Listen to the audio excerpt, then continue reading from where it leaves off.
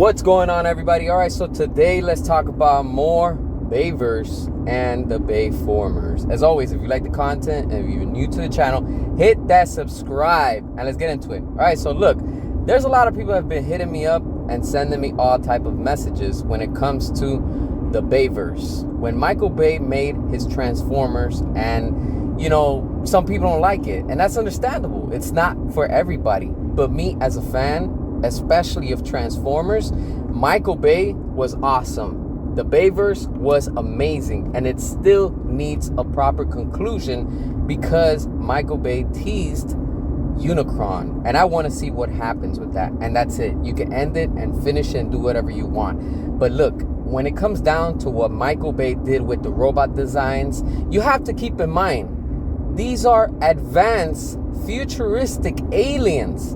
They're not old technology like G1 designs. These are futuristic, modern, advanced, whatever you want to call it, futuristic robot technology.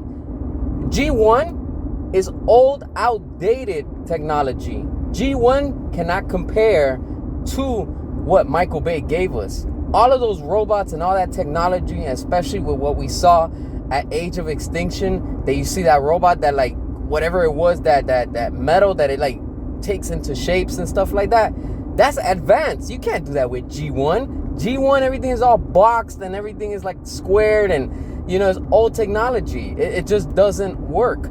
If you want G1, just go watch the cartoons. That's where it's good at, in the cartoons, not live action. And we already saw it, and they tried with Bumblebee. They tried it with Rise of the Beasts, and it didn't work.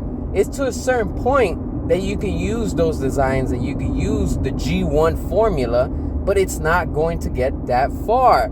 Now, what Michael Bay did with all of these robots and their futuristic designs was way ahead of the game. It was just so incredible. Like, it's ridiculous, It's like the way that they transform, the way that they just like take these shapes. It's amazing. That's badass. Like, you can't compare G1 to that. G1 is limited. You can't do so much with that technology.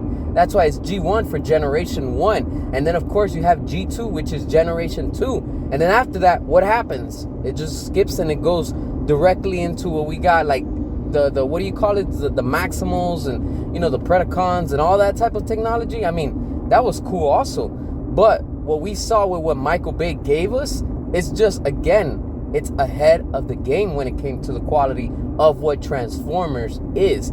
You think in reality, let's say right now, an alien invasion comes to Earth, that they're going to have G1 aesthetics? No, they're going to have some ridiculous, futuristic type of technology. Why would they just have everything shaped like a box, like a square, to stack up like Tetris? Makes no sense. These robots would have to be far superior, far advanced, and that's what Michael Bay did when he gave us with his vision of the Bayverse. It was amazing. It was quality. It was just ahead of the game. All those robots just so badass. The Decepticons, the Autobots, everything, And it feels like if it's Among Us. Think about it. You see a fire truck right now.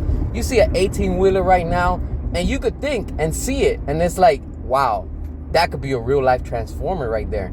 And you wouldn't even know because it's blending with an everyday type of vehicle. The same with a plane or a helicopter.